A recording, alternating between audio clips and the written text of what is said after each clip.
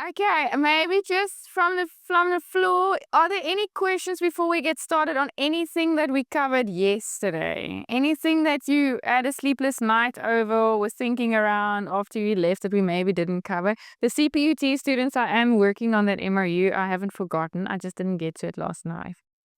Anything from yesterday? Okay. Yes. Is it very specific question, but one the professional journal, let me date, and is it the day that we're talking about or the day we write there? No, the day that the activity happened. Okay. Right? Like you sort of have one day for like Block. Yeah. That works for my students. I don't know how you like to do it, but I like that they put it in the block and say, this is what's happened on Monday. Okay. And they reflect on everything because then you cover everything. And like I said, from there, you can evidence it. So if in that block you said there was orientation, Sarani had slides, and okay, the slides, when I send it on Funda, you can download and file. And that can be your evidence. You must always think of what did we do on that day that I can use as evidence? Was there a handout? Were there slides? Was there a list that I had to sign or something I had to send in or an activity that I had to do? So whatever you digitally get on that day, you can file as evidence. Okay. Like the DBT stuff also, you get a lot of notes. They send you a whole pack and they give you a little certificate at the end also to say that you've completed it. So you'll file all of that under your DBT proof, for example. And every Monday, all the students need to share their PowerPoints on Funda. And so I'll make that available and you get to download that as proof that you were here to attend that. If, for example, you were absent due to illness, you also get the slides because then you can go through that by yourself and not miss out on anything that was presented. Okay. So anything you get digitally, you need to know, where does this go in my portfolio of evidence?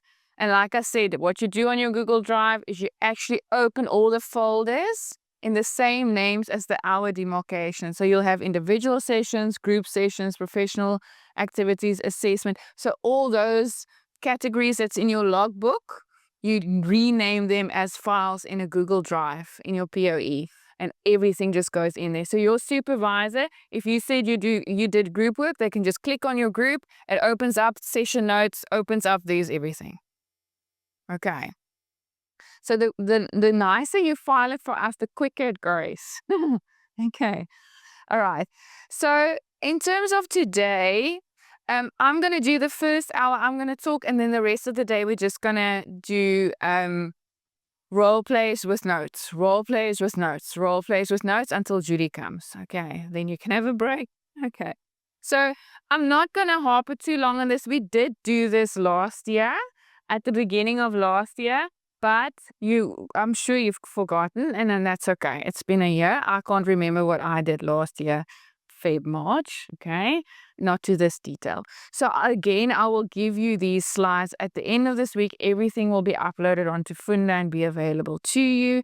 But you can make notes for your professional journal if you want to make notes, okay?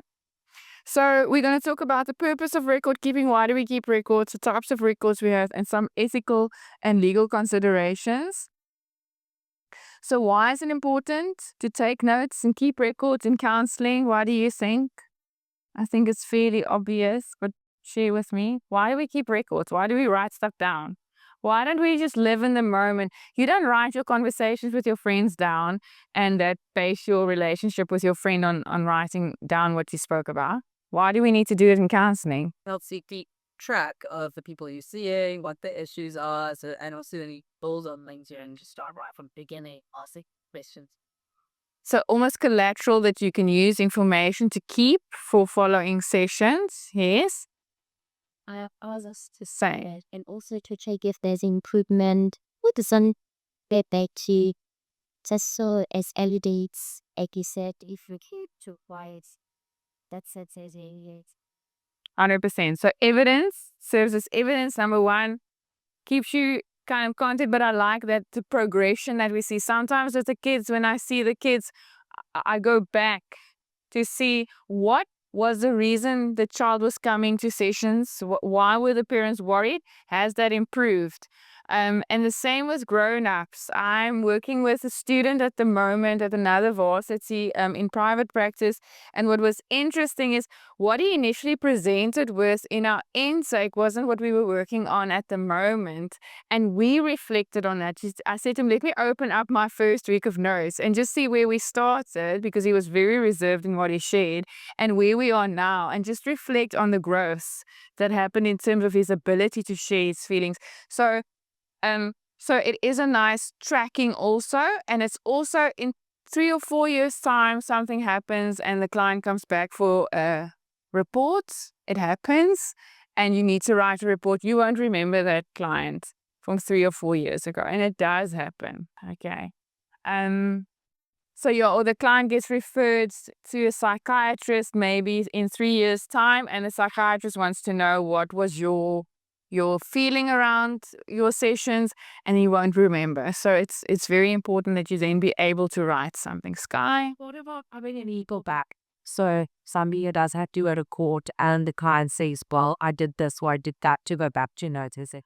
100%. 100%. And I've had that happen. I've been not sued, it sounds horrible. I've had 2 legal letters that I've received that hadn't gone anywhere, because it does happen. But it's because parents, I work mostly pediatrically, but the one was around the parent feeling that I had said that I would be the parenting coordinator in a divorce case, and I didn't send them any information around the parenting plan, and they had to pay someone else to do it. But in my intake, I explicitly said, I'm not doing mediation. I'm not a parenting coordinator, because to be a parenting coordinator, you need an additional qualification. You're not just a counselor that's done a voice of the child course, and now you can be a parental coordinator. And I stated that in the interview. And I could send that to my professional indemnity people. They wrote a note, and he said, sorry, you got my name wrong. Because what was interesting, the lawyer said to me, so Ronnie, where's the contract that you signed that you were the PC? I said, of course I never signed one. He said, okay, until they can give you the contract and said you signed something, you off the hook. And he actually had confused me with the clinical psychologist. He just confused our names, and here I get a legal letter. Didn't sleep for 2 nights.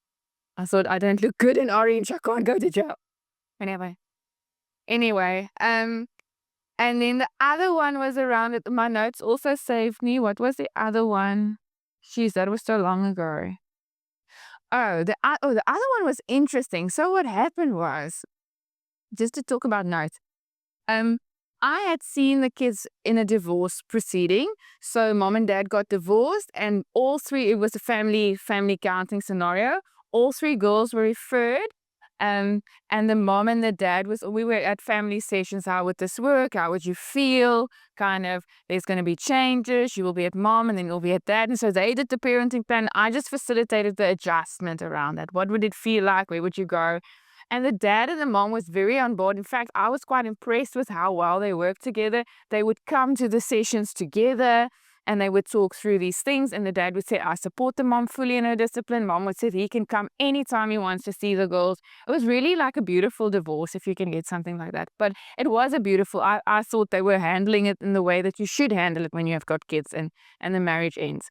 So anyway, 4, 5 years down the line, so I was continuing to see one of the children. So after the family sessions, she had said she's 16 and she wants to continue with sessions. She's built rapport with me, and she wants me to be her counseling. So we stopped with all the family stuff, and we contracted with mom and dad that we would continue with her, and both signed permission. Both signed. So in my confidentiality. When she turned 18, she wanted to go to college or to university. But the university that she chose, her dad didn't approve of. He wanted her to go, say, for example, to Stellenbosch, and she wanted to go to a small private institute. And he felt like she wouldn't get the same education because he wasn't quite clued up around private institutions. Anyway, and so she said that she wants to come back and see me and chat me through it. And of course, I listen. I don't give advice. Okay? I can't tell her your dad says you have to go to Stellenbosch or you have to go to Stellenbosch. That's not my job. Okay? And she's 18. Okay. So he sent me a lawyer's letter saying that he's never given permission for me to see the child. Initially, when they came for family sessions, and I took the liberty to continue with his child without his permission. Okay. So what did I flip out? First, I flipped out, of course, emotionally. And then I phoned my receptionist, like, where's that form? And we could go where we filed it. His signature was on saying, do you acknowledge that Sarani has permission to see your child age this at this date? And he signed. And so my record keeping saved my butts. Okay. So this is why we keep records. Yes, to remember. Yes, to prompt us. Yes, but for the legal stuff. Okay. And that little form with these, it was just a little slippy that I made them sign in the office, but that saved me. Okay. So that's why we keep records. All right, so the academic answer just there, it's provide competent and effective service. It's a memory aid, like we said, it reminds you. It's also for significant disclosures. For example, in the Form 22 that Chantal will go through, we had an incident at the school about 2 months ago. And what was so good, the teachers were trained really, really well with Form 22s. And so every single word that was said in the disclosure between her and this little girl, because it was sexual abuse, she noted word for word. And she said, this is how I responded. And she writes in her notes, she says, I mean, this is a teacher, it's not a psychologist or a counselor. She says in her notes, I was very aware of the fact that I didn't want to put words in her mouth and let her speak for herself. And so my prompting were open-ended, and I asked her to tell me what she wanted to share. And so those notes were so powerful because the perpetrator obviously denied the allegations, and he said that the teacher had concocted this thing in her head.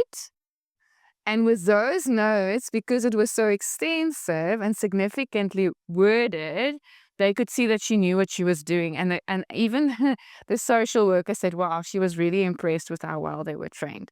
So significant disclosures, word for word. What did you do? How did you hold space? What was the response? As soon as a disclosure starts, how can you narrate that in such a way to show your competence? Okay, because that was really, really impressive. Okay. Give an account of what activities when asked, what, when, and where questions. Like I said, now she open-ended the questions. Who did you discuss it with? Did you go to your supervisor? But also give an account of activities when asked. So you give your account for supervisors, other meetings, financial control. Also in this father's case with the one that going to Stellenbosch, he didn't want to go to Stellenbosch. He had said that he gotten billed for the session because he was the on the file. So on my file to say who's responsible for the account. So he was responsible for the account. He didn't know she was coming for sessions, and then he got an account. So he was angry. Okay, so I get that. You know, your daughter doesn't want to do what you want her to do, and now you get a bill for seeing a psychologist because you don't want to do also a counselor. But anyway, so it was interesting because of the financial control that he was upset. And he also, what was interesting, he asked me for every single statement of account, because he can ask me that because he's the financial provider. He can ask me, give me a statement of all her sessions, but he can't ask me when I saw her. But the statements will tell him that. He's very clever. Okay. Right. Sarani, Yes. is it normal to have both parents signing? So legally, this is a really difficult one. Legally, you only need one parent's consent for signature if that is the court mandate. So if the parent is the legal guardian, but some of the court mandates and some of the parenting plans say that the parents both have rights and responsibility. That's the wording that they use on the mediation.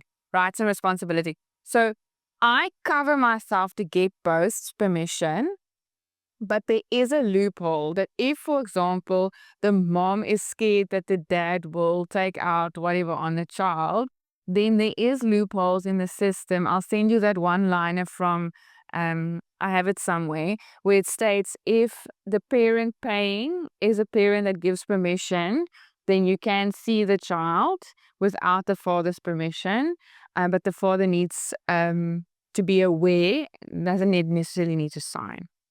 Okay. I don't do that because I'm scared. So I rather have everybody sign. And so in my practice, because it's a private practice and I don't work for an institution, I am a bit privileged in that space where I say I don't work with a child if I don't have both signatures because I don't want to expose myself and my family to that stress of being sued. So if the father's absentee or he's gone off somewhere and possible again, balls or will mother. That is a different situation, but then I have the mother narrate that and we sign. So I had an incident where father was in jail. And I worked with the mom and the daughter, and I said to her, can dad sign? She said, no, he's in jail, but the little girl didn't know dad was in jail. So I said to her, can you just write that narrative and sign that you take full responsibility, that you've given me full permission, just to cover myself as well. And the other one was, it was a horrible story, but the other one was a little girl who got placed in grandma's care because the mom was on drugs and the dad was just nowhere. He was nowhere to be found. And so the court, the social worker had given the grandma, the Oma, the rights and responsibility and the legal guardianship. And so Oma sent her for counseling, obviously, because this child has been through so much. Amazing grandma. And I worked with this child for like 2 years. I mean, I saw her on and off. Every time she had a little wobble, Oma would bring her. And every time she missed mommy, Oma would bring her because eventually her mom passed away. And so every time there was an incident, mom came home drunk, would try to see her, then they would bring her for sessions. So over 2 years, I would see her ad hocly as and when she needed it. And then once mom passed away, suddenly dad came out of the woodworks. He got resurrected somewhere. And he now claimed he wanted her, and I was like, you know what? Take me to jail. I'm fighting for this child. There's no way this child can go to this. She doesn't know him. They don't have a relationship. By this time, she was 9 years old. He lives in another town that's 2-3 hours away from the grandma. He wants to pick her up and take her to this town, put her in a new school. She doesn't know him.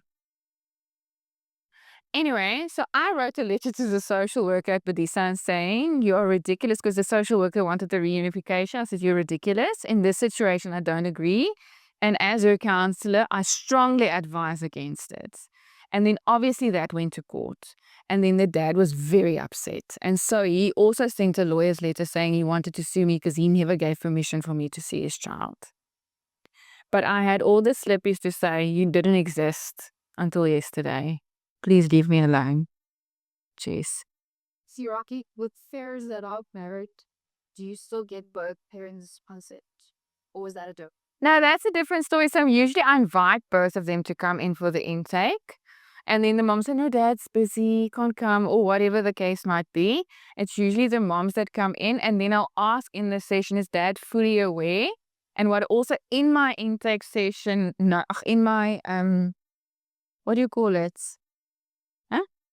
My normal form, consent form. When they want to come for the session, they get an electronic. We call it jot forms that they fill in on electronically. So on that jot form, I would say, parent situation, married, divorced, whatever. If they are married, it goes to the next one saying, what's the dad's number, what's the mom's number, and then that gets loaded on the system, which makes it easy because then when the system sends a prompting, remember your appointment tomorrow, it goes to both. So I cover myself in that way. I've notified the dad that there's a session. And so if mom comes, he has been notified. And I think also you can only do that much. If the parents aren't giving you all the information, say she puts down the wrong number and he never gets the information, that's not my responsibility. They call me for a session. She's telling me that she's married. I can only go on what they tell me. Dad is fine with this. But I do that in my intake form to make sure that both parents' information is there, then both of them get the information. I don't know if you guys work differently. But it's difficult with kids. With adults, it's much more straightforward. They give permission for themselves. They're 18 and older. Yes. That's for private practice. If you're at a school, then you're interacting with the psychologist at. Yeah, so at a school, the school will have their own system because then you're governed by the school. In private practice, I'm governed by myself. So in the school will be sued if you do something wrong, which is nice. Okay. So if they have a system, for example, with the schools that I've been involved with, so on a Friday I go to prep school. I don't really see kids there. I'm more just there to rub the teachers' backs and make sure that they're okay. Because the teachers aren't okay. You must always be nice to teachers. But anyway, and so when I do see a child ad hocly once or twice for them, we have a form from the school that says the school is advising counseling. This is our counselor. This is a HPCSA number. Do you allow the school to send this child to counseling?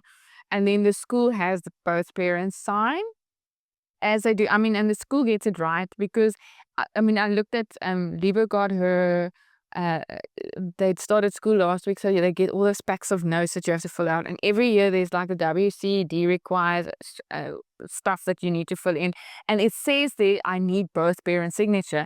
And you cannot send that form back. I don't know what people do if they don't know where the dad is. But you cannot send that form in without the parent's signature. Now, a friend of mine is divorced and her husband is far away. She has to courier it to him because it needs to be a physical form. He has to sign it and courier it back because they don't even accept digital signatures. So if they can do that, we can do it too. Yeah. That means in like my situation at the moment is a child well, being a social worker. Social worker. So what happens in child welfare, foster care, and in children's home is that they give the legal guardianship to the social worker. So the social worker legally is the parent of the child and they sign. So when a child gets removed and they're in a children's home, the social worker is the legal guardian and the social worker signs your form. All you need to do, always ask if you're working with a child, is who is this child's legal guardian? And that person gets to sign. If the mom and dad then come out the woodworks, then you say for that period when this signature was needed, you weren't the legal guardian. Okay, yes. Like in legal, when there's a legal issue, what happens if the parents are still married, that they don't live together? So they didn't have enough money to actually get divorced. It's so cheap to divorce nowadays. But anyway, it's literally a form. Ma, what you could do is just check with the mom if the dad is aware and can you phone him. Even if you get verbal consent, you write that down in your notes that on that day you phoned him, you keep your phone record and there's verbal consent.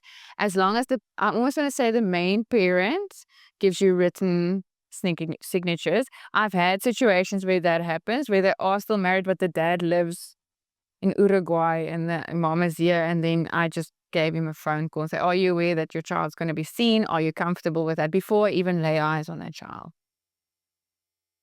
Okay. And remember, they don't know what we know. So they don't know there's an ethical legal requirement. So if they give me that verbal, I can say, this ties you. And sometimes I'll even follow up with an email. I've had situations where I can't get hold of. One dad worked on the boats, on the oil rigs, and he couldn't answer his phone. So I sent him a mail, say, can you confirm on email that I'm allowed to see your child, and send me an email with your confirmation from your email address. And that I kept in the child's file as proof that he was aware of the sessions. Okay, so multiple purpose for record keeping. It does have enormous power over the client because you sit with a lot of confidential information. Okay, it's very sensitive. So that's why it's such a huge implication to keep information safe. We spoke about it a little bit yesterday. It has to be safe. You have to keep it safe. If a lot of those information, it gets out, it obviously puts the client at risk. And that's why we need to give high quality service and make sure that it's part of our care for our students, for our clients. And like we've said a few times this morning, it's also protection for us. Okay? Yes, it's for my client, but it's also for me. Like I said, I don't want to put my family under financial stress because I got sued.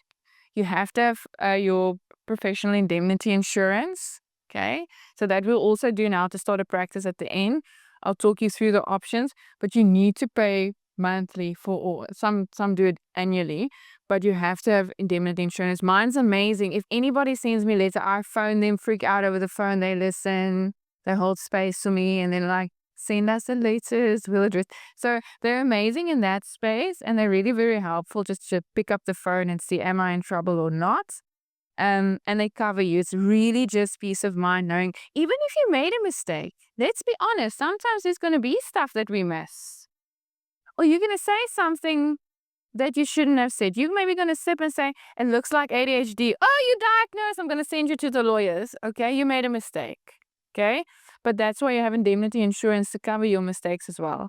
And so all the doctors, I mean, we've all heard of doctors making mistakes and misdiagnosing, or, if you watch Grey's Anatomy, they always leave the sponge in the person. Okay, stuff like that happens. Okay, and that's why we have insurance. Okay, it's not to willy-nilly be negligent. It's just that it could happen. Okay. Clinically provide history of the information. I think what's nice for me is when we gather collateral, when we speak to the client and we listen to their story, we sometimes hear things that we connect later on. Okay? So last week the client spoke a lot about his I have this interesting client. He gives me stuff in just little bits, but he doesn't know that he's doing it. And so when he came initially, he started speaking about COVID and how he suffered panic attacks because of COVID. He was really sick, and he wants to come and talk through his experience in hospital because he thought he was dying, and he really didn't think he was going to come out of hospital. And that was his narrative, and that's why I wanted to come for counseling. It's 5 years later, and he's never dealt with the shock of almost dying. So that's kind of my brief, right? And so I said to him, can you tell me a little bit about yourself, about your past, all of those type of things? Yeah, I had a good relationship with my dad. I didn't really know my mom. She passed away when I was young. And so we kind of like swooped over that because it seemed like he had an okay childhood. We just focused on these panic attacks, but we started unpacking the triggers and when you had it the first time. Now, the first time I had it, I think he was 6 years old when his mom left. Now I can go back. I was like, how did I miss this? And I go back to the first session and I see he had stated that his mom passed away. Those were his words. And so in the next, I said, listen, last time you spoke about your mom and I just wanted to listen and give you space. But when I reflected on it, I remember you saying your mom passed. No, she did pass away when he was older, but she left first. I was like, oh, and that was the first time you felt what you're feeling. So that shifts from focusing on I almost died to that narrative that's been coming his whole life of being left behind, of being rejected, And so that was the feeling in COVID as well, alone in the hospital. No one was allowed to be there. He was alone. So the theme then became the idea of not being alone. Okay. Interesting. Okay. So the history obviously also helps you with your ethics, legal defense. We've said all of those things. Okay. How do we do this? What are the sources of our documents? What the client tells us, but also what we observe. Okay. The nonverbal is as important as the verbal sometimes. Sometimes the nonverbal tells us a lot. Okay. I had a little girl last week. She's very nervous about going. So she's a twin. And the twins have always been in the same class, but they're struggling with independence. They can't do anything for themselves. They're always in this almost enmeshed relationship with each other. And so the fear was that I had at that stage, end of last year, was they're going into grade 4. It's a very independent year where they start with exams in grade 4. And my fear was that they're not emotionally at the place where their peers are. They're very little in their emotion because they lean on each other so much. So my suggestion was, I get into so much trouble. But anyway, my suggestion was put them in different classes. Just tear off the bandage. Okay? They need to individualize themselves. They cannot be us for the rest of their life. There has to be a me in there somewhere. Identity development. I just threw Erickson, identity, group formation. But anyway, so I convinced the parents to now shift them. But now, obviously, the pulpo struck the fan this year because school started last week and the realization and reality kicked in. And we did do all the preparations and blah-de-da and so on. But so the little girl came last week. Where are we now? Today is Tuesday. At the end of last week on Friday. And she was physically angry with me.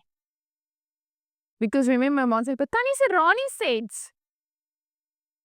The parents throw me under the bus. But anyway, stand up for yourself, parent. But anyway. So she came into the session wanting to play because she loves coming and we have a really good relationship. But she didn't say it, but I could see it because she was looking at me and taking a doll and then yeah. So sometimes I say to the mom, she's angry with me, and the mom's words were, "What did she say?"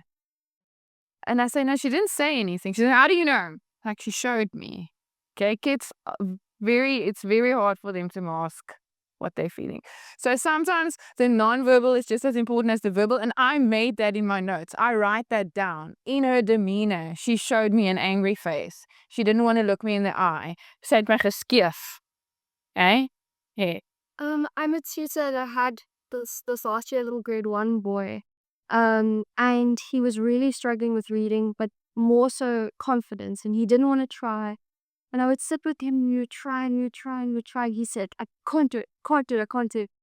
And then he always had his like toys with him, and he would always just play, and like after 5 minutes of doing an activity, he goes back to playing. And eventually I would ask him, yeah, oh, I'm gonna do this, and I would ask him to correct me because kids don't like to be wrong. And I would be like, oh, am I doing this right? And he would kind of help me, but he would do it through his toys. And so he was like, I can't do it, but Godzilla can do it. So he didn't say it outwardly, but he was like, oh, can Godzilla try? And Godzilla could get it wrong. And so I told his mom, and I was like, I recognize that he doesn't want to try because he doesn't want to get it wrong. But if his toys do it, his toys can get it wrong and there's no consequences. And I asked his mom just like about what's happening at school and like the classroom environment. It came out that his teacher was telling him he's slow and that he's behind everybody. So he had this complex that he was doing everything wrong. But when he had an opportunity to get it wrong and it wasn't on him or like personal reflection of his like abilities, he was able to do it. And now he does it without his toys. And it's amazing because you could observe that and that gave you so much information. The thing is just when you do notes, you need to write that also. You can't just write he said, she said, me said, okay? Right? You have to, me said. You have to give a full account of what you're observing as well. Okay. Last year, one of my students wrote, and it was so beautiful. They would write before they begin in the intake. They would write how the client presented physically, and I love that. I thought I'm going to start doing that. You guys teach us as much as we teach you, but she would write the mom presented as very neat and put together. Her speech was slow. She was in command of what she was saying. And then the next mom would come in and she would say, this mom was looking a bit tired. You could see that she hadn't slept well. She was drinking coffee. Her hair was in a bun. It was one of those nights. But the non-verbal also gives you a sense of where the client is. How are they presenting? Are they presenting very in control, very strict, very proper? That says something about. In the same way, if they're looking tired, if they're carrying coffee, if they're sitting in a certain way, that also says something. Okay. So the non-verbal you also need to account for in your notes, please. Okay. Sorry, I found that in my adult client because I got reached the journals at the adult clients. I observed upon the moment they come into the practice, like, do they greet? Do they are they looking down at their phone? Are they rushed? Are they present for the session? Are they late? From the moment they walk in, I'm looking at those things because it says a lot about what's about to come in the session. But in order to do that, I need to be fully present in that road first. So it's important that if you have sessions back to back with clients, that you give yourself a little bit of space to gather yourself to close the last case 100% so that when the next person comes in, because you're going to find that it's like at Hope House particularly, I think they throw them at you, okay? You need to be able to contain yourself first, finish that client 100%, put them away mentally, and be preparing the next person comes in so that you can observe those several things and you pull out in the session. Are you okay today? You look a little stressed. What happened? Did you have bad traffic? It could just be a traffic thing, but just in your own space before you start making those notes about them. Make sure that you close the last case sign. To be fully present, to see what they're not saying. Yes. Because, geez, you get so much out of just observing someone without them even saying a word. Nathan and then someone else is saying was also, Just into our notes and also our scope. I'd imagine it would be easy to ask loud our notes. So, for example, you mentioned saying it looked like ADHD, and it'd be a problem if we say that. If we had a suspicion in our notes, so it's just how you narrate that. So you worried about referral due to some symptoms that you think could be ADHD that would need referral. So it's just stating that you know that this isn't your scope, but we're also not stupid, and I don't think we need to be careful around thinking that something is, because if we start denying that we think this is depression or we think this is anxiety, we will never refer. It's just narrating in such a way saying, I'm not diagnosing, I'm saying I'm worried about potential anxiety and therefore I need to refer this if I see further symptoms. So you note that in your notes, yeah. you should document the suspicion of an ad. Yeah. Yeah. But I love that. But it's exactly, you document it. And I have, guys, I have a very interesting case at the moment, but that's not what we're here for. But I think she has got delusional disorder, and I read up on it last night. It's so cool. But anyway, but not for her, for me. But I had to note that because I have to refer, and I'm not gonna say what I think it is, but I am gonna in my notes list the symptoms directly from the DSM, so that they know I know, because I want him to know that I know. MJ. But one use the word No. why not? One say I speak. No, because I don't want also to contaminate their thinking. So I just write the symptoms, and then they can see I don't agree with this symptom.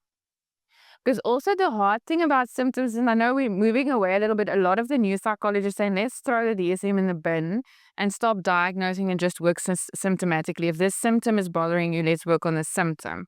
So for example, if we take ADHD, I'll take my daughter, for example. One of the biggest symptoms is her inability to be neat and structured because her brain doesn't work like that. So that's a symptom that she's really struggling with. So we're working on that symptom. So we've got a system now at home with the homework book and the writing down, and then I sign next to it. And she loves it because she brings a book and says, "I've written a bird." I'm like, "Yeah," and we have ice cream, And so I work on the symptom. So we're moving away from a diagnostic label, because what parents tell me is like, okay, so the psychologist said she's got ADHD. What now? No one teaches how to work, and that's where I think RCs come in, is to work on the symptoms. But if the symptoms don't lighten up and there's medication needed, then I refer. I hope that makes sense. So I won't say that. I will rather focus on symptoms. Okay. But now, so if I'm sitting with PT and I can say, hey, something's not lucky here.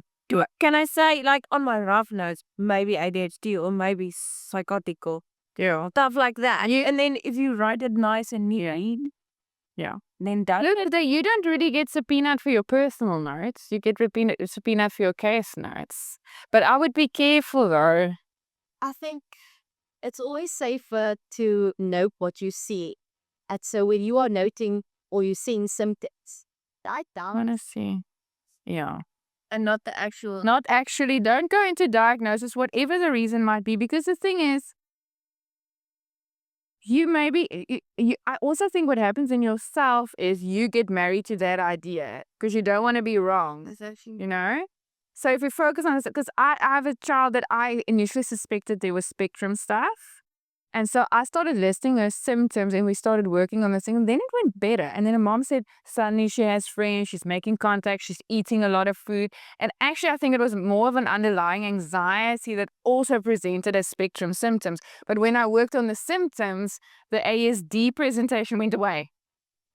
But if I was like, this child's ASD, and I worked as if this child is ASD, I might have missed the beterskap. I don't know what that is in English. When you did psychopathology, they would let's talk of assessment tools that you can get online and that kind of thing. How do you suggest we use them? Is it Um, you can use them very carefully. I know some of the clinics like using, like before, for example, the big inventory for depression, but that's a screening tool. Remember, in our RC scope, we're allowed to screen, so you just need to be careful what you call it. It's a screening tool for referral. So why would you use it? What is the purpose of doing that? The purpose is to see, do I continue with you because you're feeling low and we have to help you with life stress? Or am I worried that you're depressed and you need to go to a clinical psych? So I'm assessing whether I continue with you or whether I refer. Then you use a screening tool. so? Is it kind of to help you if you're not too sure? If you're not sure, you're like, how hectic is this? How high is this depression? How high is this anxiety? Is it salvageable through talk, counseling, or even mindfulness or whatever? Or is it at a point where, I can do some, but I will never be enough in terms of going to medication? So it's kind of that discerning. That's why we screen. Yes. But for you are quite an alternative for you that we can actually use, right? So what was the feedback? Can you also remember at SARSA, they said we can use any assessment we want to use as long as it's not for diagnostic purposes. Okay, so we can't use anything that's aimed at diagnosing. Okay. Question. Regarding the hacking away of tags that Gavin mentioned earlier. What happens, say you have a situation that you have a team outside, and this is the client that you're seeing, say I'm your client, and whatever I'm telling you has thrown you off so much that it's almost like, yes, you're supposed to see the next client in the next day, 15 minutes, and maybe that's the time that you had, but you get to 5 minutes later, and you can see that I'm actually not okay with putting this case away. It's still taunting me. I don't think I'm able to take on the next person, but the person is waiting outside. What do you do about Okay. these days? So I think it will differ from practitioner to practitioner. I think you learn how to bracket that. I think you get better at bracketing and saying, I have feelings about this. I'm putting it in this box and I will feel it tonight. So you get to practice how to do that eventually. What I do, I think for me, working with kids, it changes your emotional intensity because I don't know. I mean, you feel sorry for adults, but I think there's just a vulnerability with children where I really get upset sometimes with stuff that happens with kids. And so I book my sessions that I always have 15 to 30 minutes. One session 15, next session 30. I never see clients back to back. It's not good for me or the client because of that reason. So I always have time to reflect, disengage, go sit in my garden, put my feet in the grass and just let it go and purposely do that. That works for me. Other people can say, I have a friend, she just sees them back to back to back to back. She says, I'll feel tonight. And she feels tonight. Okay. It depends on who you are as a practitioner. But we call it bracketing. So there is that practice that if something is upsetting to you, acknowledge it in the moment, put it in the box and look at it tonight, or have time to reflect on that in supervision. But it has happened where I've had very bad news, and that's where a receptionist is amazing. At that stage, one of my kids had passed away that I was seeing. It was very emotional, and the mom came to see me. I didn't know. The mom just rocked up and told me. And we were crying in the office very unprofessionally, but it's what it is. I'm not a robot. And I was so distraught. I called my receptionist from my office and said, you must please tell this mom. I said, Sarani has a massive crisis. And can I please accommodate her on any other day at any other time? And she sent her away because I couldn't. So that happens once or twice in your career. I hope not more often than that. But if something like that persists, it's not good for the client coming in to see me in that state. Okay. So that's also what you could do. Yes. But what was really nice in the UCT online has been helpful. When someone books, the system gives you a buffer time. So you can say and it's a personalized thing. So like some people don't need it, but you can then say, I need a 10-minute buffer time between sessions, which is quite a nice thing to, that's necessarily in control of it this year. but for ourselves going forward. I think as a recognized sister. Yeah. And I think where you can at your sites this year, try and implement that. If the site gives you a little bit of leeway to when you want to see your clients, make sure that you book time in between, especially while you're training. Allow yourself grace. You've not done this before. Okay. Allow yourself time in between if the site allows that. I know some sites book it for you, but also have a conversation with that site, with the supervisor, saying you get trained to take breaks in between sessions for self-care and making sure that you're ready for the next session. You do need that time. Especially while you're still learning to conceptualize, learning to marry the information you're getting from the client with the intake note, with your psychopathology, with your symptoms. That takes practice. It's not something that you have on the first week. So if you can talk to your site and say to them, I only want to see 2 or 3 clients a day and I want a break in between. And say, for example, do clients in the morning and groups in the afternoon. Groups are much less emotionally intense. And also the community work and stuff. My ideal day for you would be seeing 1 or 2 clients, doing a group, having some community work, having admin time going on. That would be a good day, okay? Because you balance out the intensity. Being a counselor is intense and it's exhausting if that's all you do. I don't think I know a counselor that does 8 to 5, Monday to Friday straight through. I don't know anybody that does that. Okay, they either teach, train, talk, grades, do groups, stuff like that. Okay. All right. So what is the difference? We spoke about this briefly. I'm almost done, and we can have a break. So there's a difference between progress notes and process notes, or I get confused. I don't know if you get confused, but I always get confused. Kendall doesn't, but I do. So I've just labeled it for myself in terms of my understanding. So you get session notes, which is your professional stuff, your session notes that goes to your supervisor. And then you've got your handwritten graphs, okay, which is your process. It's your process. Progress of the client, formal. Process of yourself, informal. Okay. So the session notes, the proper ones, like I said, they imagine a lawyer on your shoulder and anticipate that these could be used in court. Okay? So behavior, you report behavior, presenting problem, functional states, symptoms. Okay, treatment plan, we should call it something else. Counseling plan, we're not allowed to say treatment. Last year we got nailed on that. I'll have to change this also. Theoretical framework, progress, what is reported to you by the client. So what do they say? What are their words? Why have they come in? Clients plan for counseling sessions, signed and dated. Your registration number needs to be on there. That's a very formal form. You can make your own one. Like I said yesterday, some of the students last year had beautiful forms, case forms that they had their own logos and stuff on it already with their student PRC number. Okay. And that needs to be signed by you and your supervisor. You and me need to sign that. Okay. So every single note that you write for Practicum needs to be signed by your supervisor. Everyone, not just your intake form. Okay. Your intake form has a space where it says supervisor. The other forms, your supervisor still signs at the end just to say that they've read it.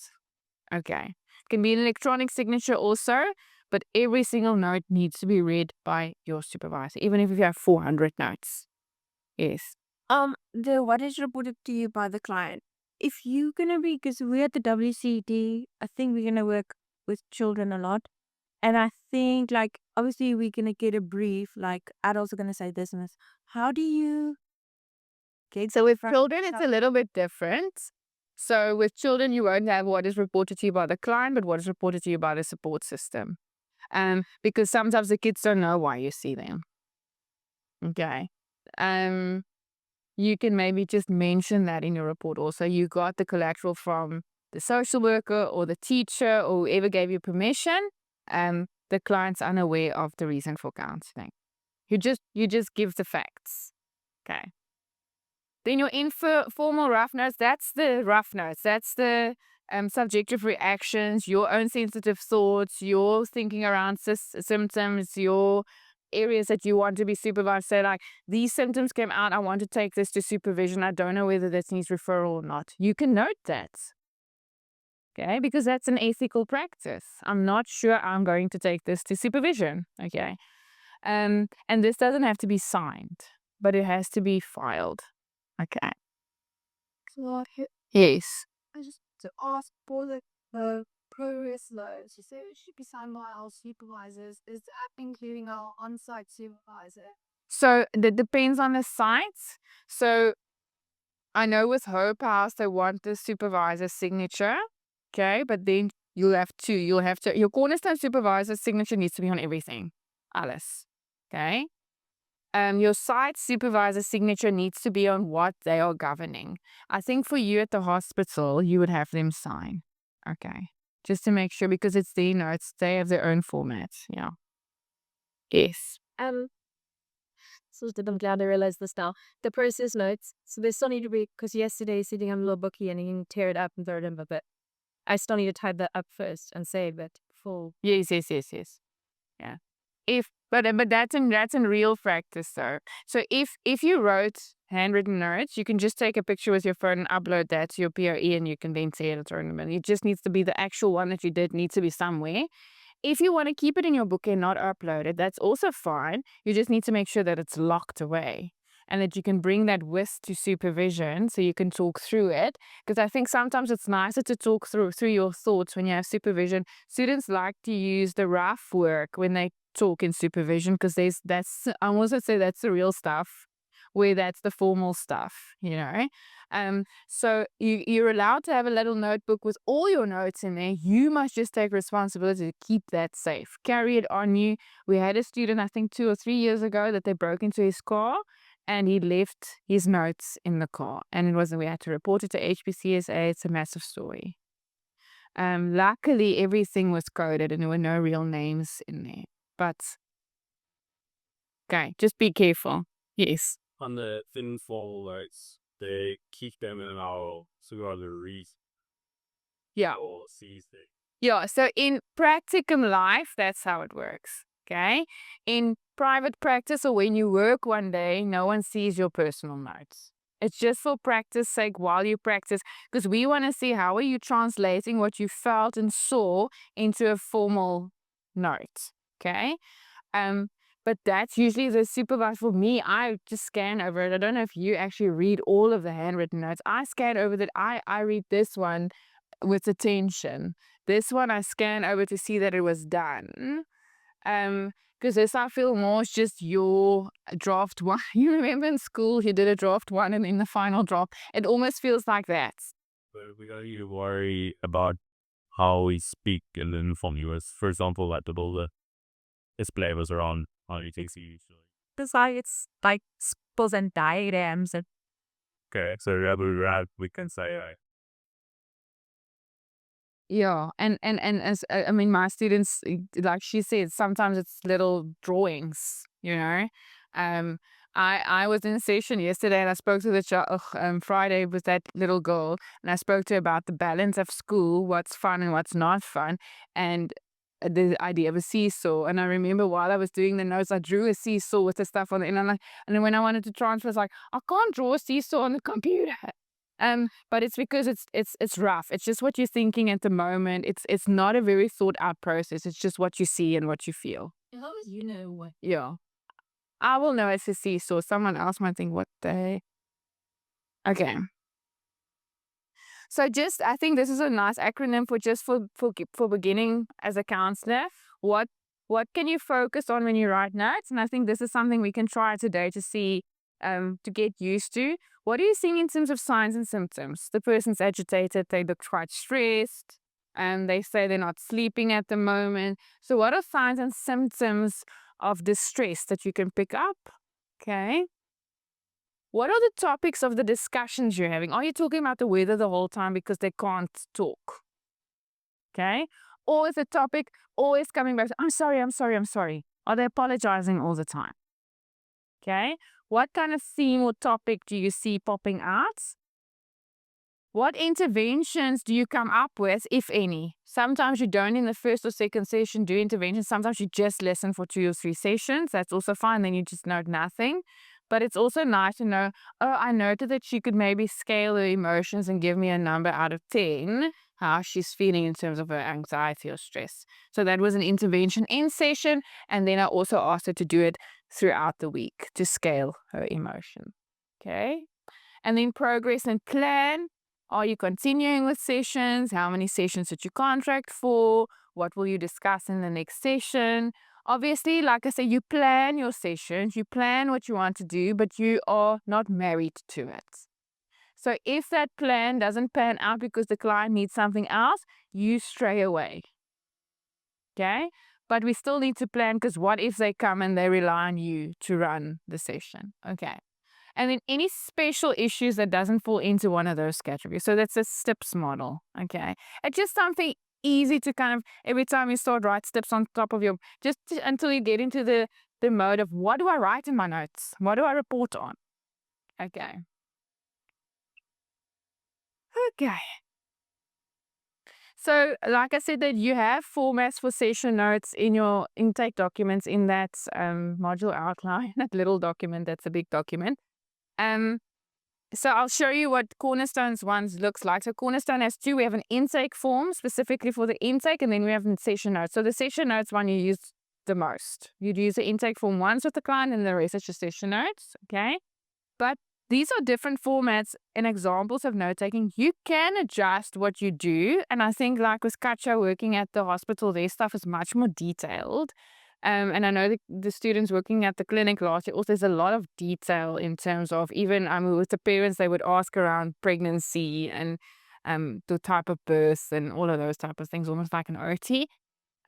You can decide what your process is. Remember, we're also not training little Kendalls and little Gabbies and little Saranis. You need to be the counselor you want to be. This is a framework that has to be there, but you can adjust it to what you want to include in that. That helps you be the best counselor you want to be, okay?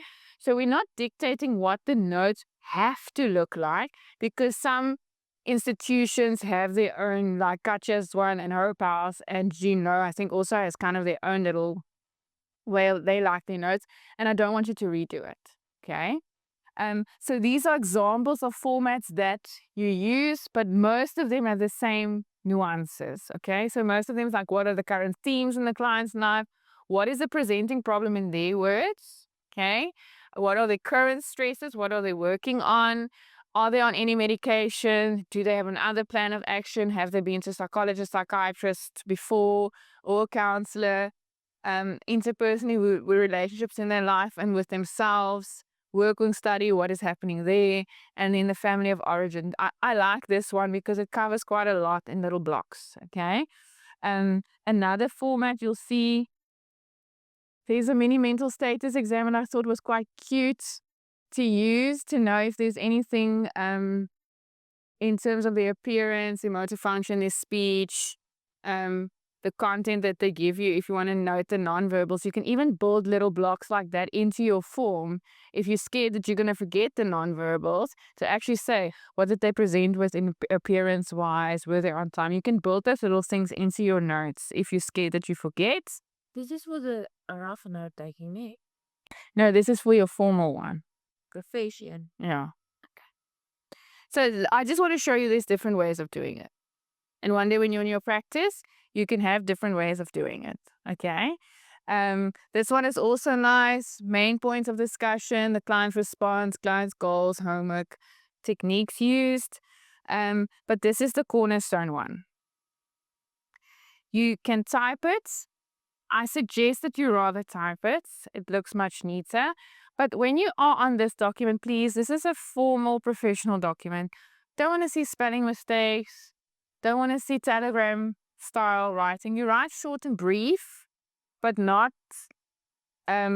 so short and so brief that I don't understand what you're trying to say. You know what I'm saying? Like that telegraph. What is that in English? Telegraph. Yeah. I'm hesitant. I wanted to ask this since yesterday, and I'm hesitant because I realized it can be good or bad. I always am scared that I write too much. So I was wondering, do you have like some examples for us to have a look at to get an idea? I know that it can be, they become quite, yeah, now we think it has to be like this, but just to get, that helps me quite a bit to know. So we don't do examples because every supervisor is different. But what helps is the first note that you write. Your supervisor crits quite extensively. So I remember my student last year, one of my students wrote way too much. Like it was a 3-page, and my other student had like half a page, not half a page, but like a normal page. And I had to sit with her and say, come sit with me, let's take this out, note that in your private notes. And I actually worked through her for her process. Because it's such a personal thing, everybody's notes will be different, what you observe and what I observe. So that's something you and your supervisor need to figure out in terms of how much you write. I'm always pro writing rather too much than too little. But there is a point where it gets just unnecessary. Okay. Like, she was picking up the pencil while she ate her salmi, and while she was chewing, I noticed that the crumb fell out of her mouth. I don't need to know that. She was a messy eater. That you can write. Okay. Yes. Even it was at that, like, it's not a lot. Like Yeah. I even say, like, it's not this happened, then that then I said this, and so it's not that. And I think if you just also write it for yourself, for the purposes that were explained earlier on, that's a good guide. At the beginning, it's going to sort of feel like you need to write it for your supervisor, so I need to say everything, but it's not that. You're not writing it for your supervisor to have a view sort of into the roomie, because that's not really what we're looking at anyway. But it's for you for those purposes, to know, to plan, to look at symptoms, to track, that sort of thing. So sort of keep that in mind. It's a guide. And yeah, I think maybe at the beginning you will write Too much. but it's a skill that you'll own over your years. Yeah, at the end of the day, that's a good guide. What's the purpose? The purpose is to remember important information, identify themes, and make sure that you have a plan of action. Okay? What is the presenting problem? What is the plan of action? And what are the little bits in between that help you with both? Okay. Does that make sense? Yes. So what's like a guideline there for like an intake, for example, the label of an intake for? Because I'm sure that would be An intake form would be more. I would say no more than 2 pages if I have to guide it in that direction. But I've had intakes that ran over 3 or 4 pages. I'm just writing, But that's the thing about the progress notes versus the process notes. Your process notes will be everything. I mean, in your process notes in the beginning, you will go, she said this, I said this, I asked this, she said that. You would do that because you need to find your own way of shorthanding it or summarizing it. But it's when you take all of that information and replace what's the most important things, that's where we want to see that you can edit. Okay, so your process notes have no cap. If you write the whole time, you write the whole time. Is that your process? That's your process. It's just when you write your formal notes, how can you get the most important things out of there? Because remember, you're not getting paid for writing 3 hours worth of notes. It's also about that billable hour. Okay, so this is what Cornerstones 1 looks like. You see it's straightforward. Your name, your supervisor's name, the client's non-identifiable pseudonym, initial. We don't put the full name there. You need to have your own system. Okay. Date of the session and the number of the session. People write the date and they don't say the number. I want to say this is session 2, 3, 4, 5. So you say 21 January session 2. Okay. That I know where we are at. Because sometimes you post things on your, and I say, oh, but this is session 5, I haven't checked session 3 yet. Okay. Goals for the session, straightforward. The goal was to build rapport and get to the underlying stresses and look at alternatives, whatever your goals were before you started. What has been achieved from those goals?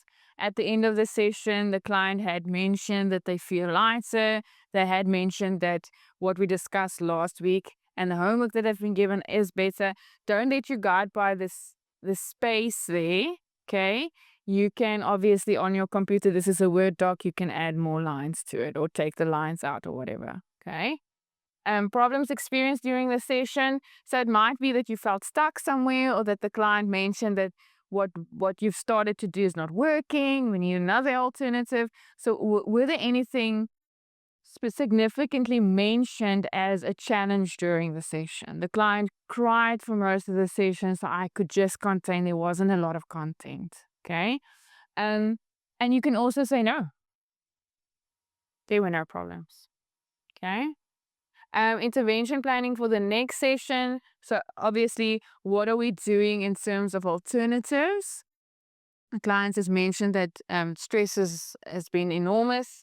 What have they come up with in the session with you? To say what they usually do is they go for mindfulness walks. And so the client had said on Sunday they're going to do a 5K and they will report back on it next week to see if once a week's exercise does help them alleviate some of this tension. Also, we said that they must keep with the sessions. So we'll do 3 or 4 more sessions. That's all part of intervening and making alternatives to regain that equilibrium. Okay. How did you experience the session? And that can be 1 or 2 sentences. It's just for your supervisor to see what are you concerned about. So you could say, in the session, I was very aware of the fact that the client couldn't look me in the eye. That's something I want to work on, whether it's an introvert shyness or whether there's something else that I'm missing. I also experienced frustration when I was trying to come up with alternatives and the client couldn't contribute or whatever. Okay. Or I felt like I was giving advice and no, I shouldn't be doing this. Okay. So what were your experiences? And in any other notes that you want to make notes of, for example, I'm seeing a repetition of talking about the father. The client mentioned the mother's death for the first time, which was never mentioned in another session before. All of those kind of vital pieces of information that you need to continue, you then note there if there wasn't space for it there. Okay. Does that make sense? All right. I'm going to keep this up when we do our note-taking session so that you can use that format. Okay. Yes. Would our site supervisors ever want to see our... They're not supposed to see that. They're not even supposed to know that some people don't even take notes. Okay. So they don't need to know that you have rough notes. And I'm not saying it isn't unethical, but what they need to know is your formal case notes. I think that's fair to expect that from you, but I don't see a reason why they need to see that. That is for us to help you develop the skill of writing the formal notes. That's the only reason why I want to see that. It's just, could you translate what you felt and saw to a formal session note? Okay. No one has ever asked me for my rough notes. They ask you for a report, because in a report you sit and you think and you tie things together. Okay, which is much more valuable than rough notes that doesn't make sense to anybody. Okay. All right. So these are the questions. I think we've spoken about them somewhat, but how do you anticipate managing sharing of information during a session? Okay. So, for example, what was I trying to ask there? Sharing information with others, sharing information with your client. So there are 2 ways you can share information. So your client might ask you around your notes. They do that. They would say, what did you write? What are you writing there? How do you navigate that? What do you do if a client says, can I see my notes? Okay. Sometimes they want to see it. So that's the one thing that can happen. The other thing is, especially in the school system and in the NPO system, people want to know about your client. Okay, so at the schools, they're very nosy and they would walk to you in the corridor and go like, I see you seeing Johnny. How's it going with him? Are you allowed to give information? And how do you handle that? Okay, to say like, thank you for noticing that I'm seeing him. Unfortunately, I don't have permission, but let me ask the parents if I can chat to you. And they'll go, no, don't worry, I'm just curious. Okay. When I was working at the school, I wouldn't go sit in the teacher's lounge during break. because I got bombarded with questions about the kids I was seeing, and I wasn't prepared to talk about that. And also I didn't want to make enemies, so it's just easier to have your sandwich alone. But it was safe for the kids because they weren't exposed. And also if the kids see you talking to their teacher, they don't always trust that. Being at school, Yeah. it's like Teachers like to skin it. our students are like, what must I do? I know I mustn't speak to them, but I don't know how to navigate that.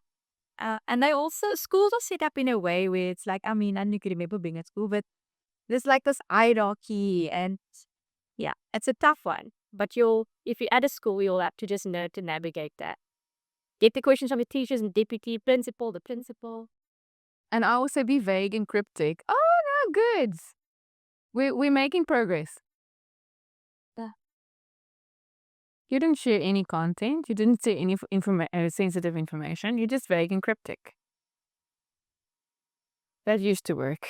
But yeah, it is a skill that you develop. And the thing is, if the principal asks you, then what do you do? So I think some of that ethical papers do cover you, some of the confidentiality papers, because if you state in there that the parent acknowledges that you might need to at times talk to the teacher, you do that in my intake. I say to the parent, if I need to talk to the teacher, do you give me permission? And sometimes I'll say no. I don't want you to talk to the teacher because the teacher's already diagnosed my child and I don't want you to talk to the teacher. Then I won't. But then I've got an explicit instruction. Okay. Okay, what do you think about taking notes during a session? Because some people say we shouldn't because it breaks rapport. Some people say, how else do you get through the session if you don't? What are your thoughts on taking notes in sessions? Yes.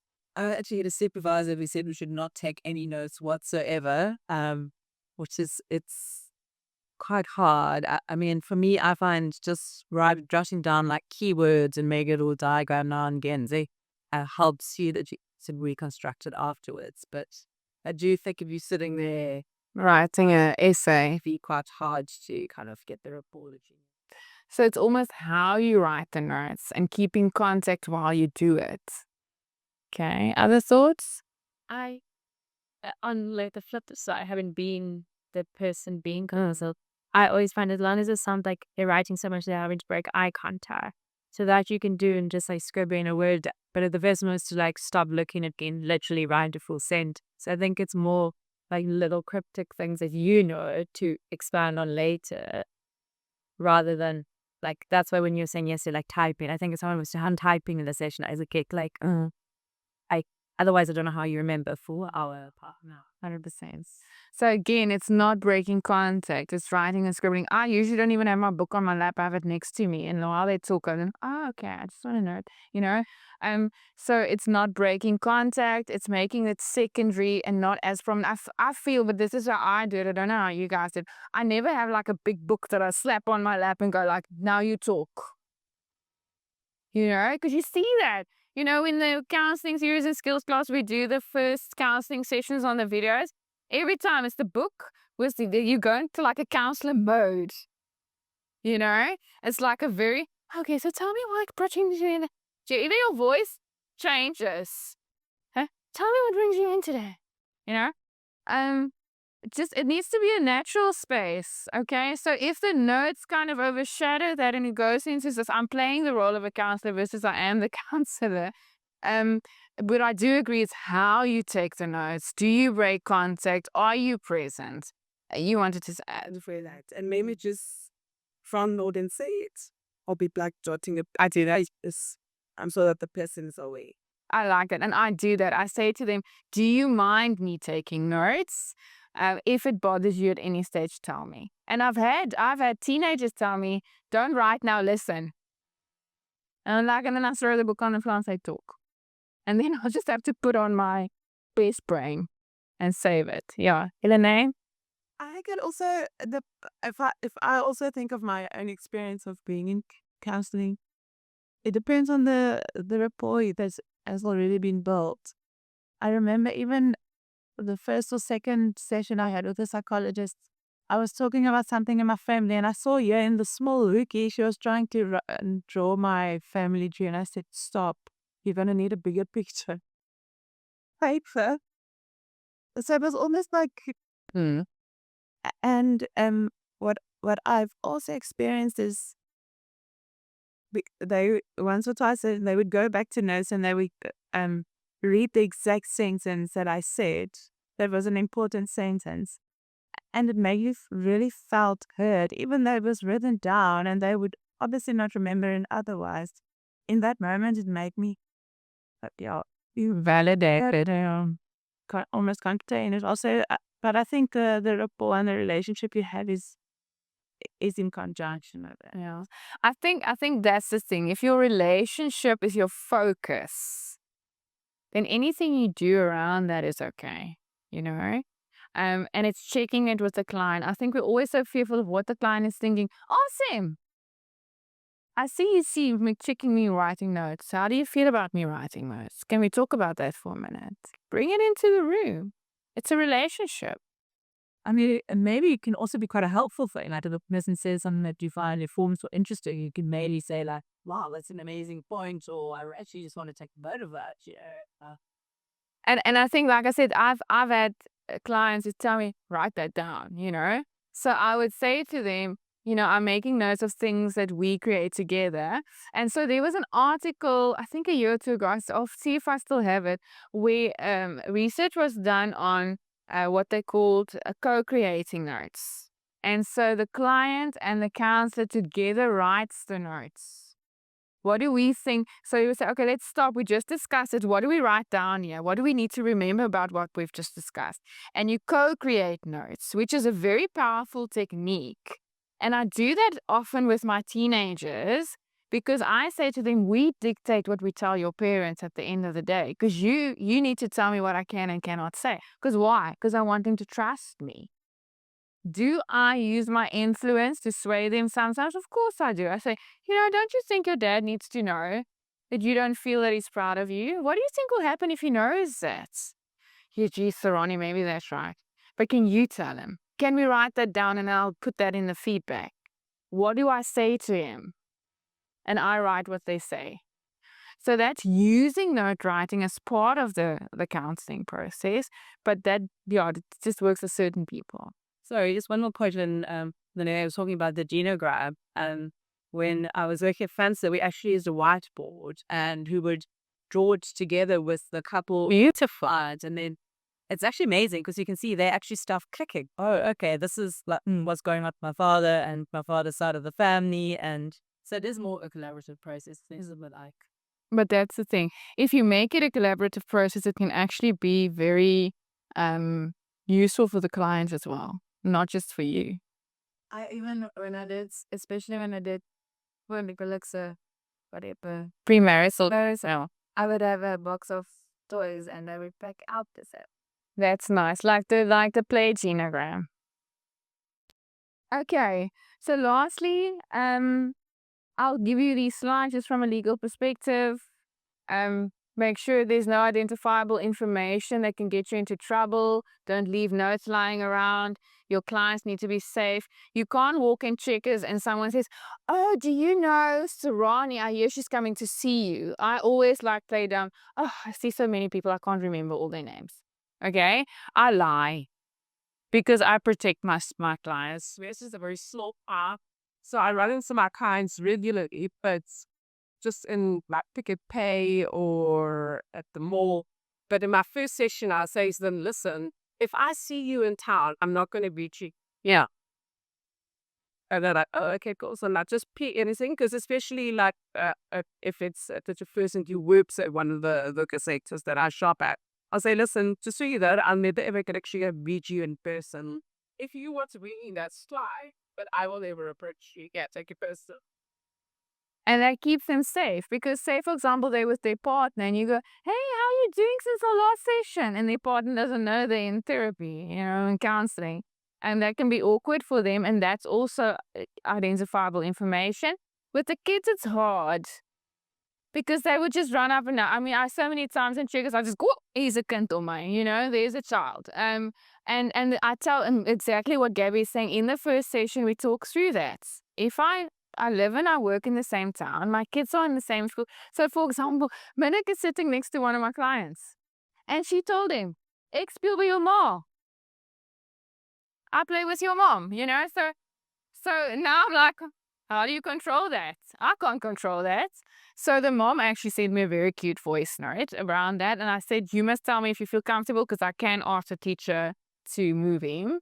But I mean, he's so obliviously unaware of what his mom does. So anyway, but be mindful of that. Fees and billing also for professional practice. Make sure with your fees and billing that there is a little disclosure for your clients saying that you do use Xero or you use this billing system and that their name will go to your auditor, because I have to do that because I have a tax practitioner that works on my stuff.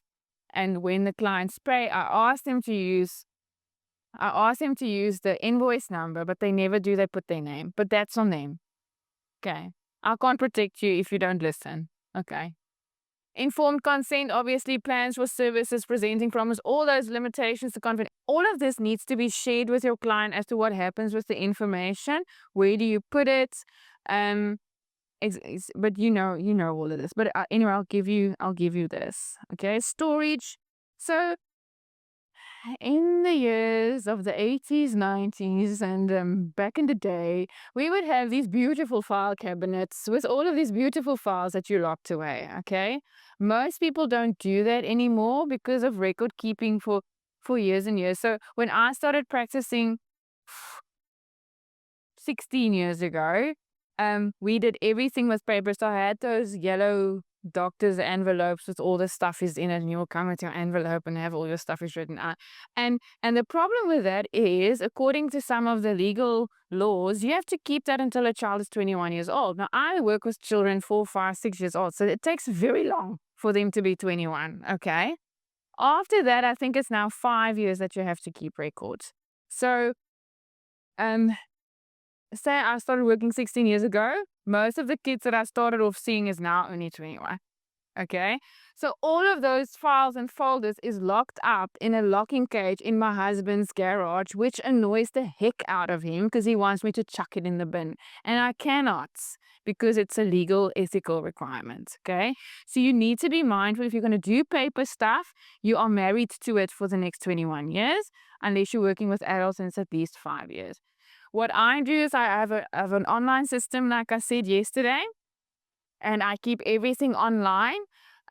Even if the kids draw me something, I take a picture and I upload it and I throw the other one away. Like I said, Lieber gets a pocket money from being my paper dispenser. But yeah, just the costs and the benefits. So I pay for the system that I use, but it saves me space and all of that. But it needs to be safe. So the minors is up until 21, adults, 6 years after termination. I thought it was 5. Always keep original at placement sites where you are at. So the originals for Hope House stays at Hope House. Your hospital staff will have files there that needs to stay there. Because remember, it's the governing body that governs your position, that governs the paperwork. And the clients commits to the institution. So they come to Hope House. They don't come to you. Okay, they come to the hospital, they don't come to you. So it's a different relationship when they come to a private practice. Okay. Stored security, people can't just have access to it. Okay, even my kids know there's certain spaces that they're not allowed to go. If I go away on holiday, I lock rooms where I have client folders or work that's still there, or my notebooks that I keep my notes in. I lock it. My mom-in-law stays at my house and she's not allowed in my room. I lock it. I'm too scared. Okay. Like, again, I don't want to go to jail. All right. Your cloud storage computer all needs to be password protected. Back up your stuff regularly. Okay. All right. I think that's it for the note-taking section. Disposing of notes, just make sure that when you dispose, that you make sure that it's not stuff that can be subpoenaed, not stuff that can work anymore. Yeah.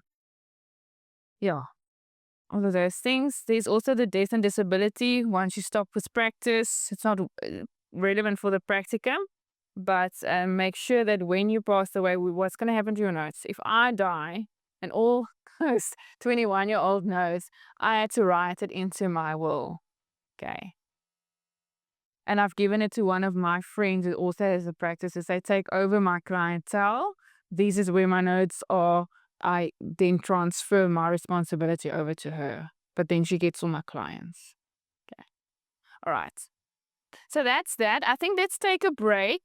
I just want to thank the video guys. They've done excellent the last 2 days so that you can have this to remember. So thanks, Josh, for everything. Thank you so much.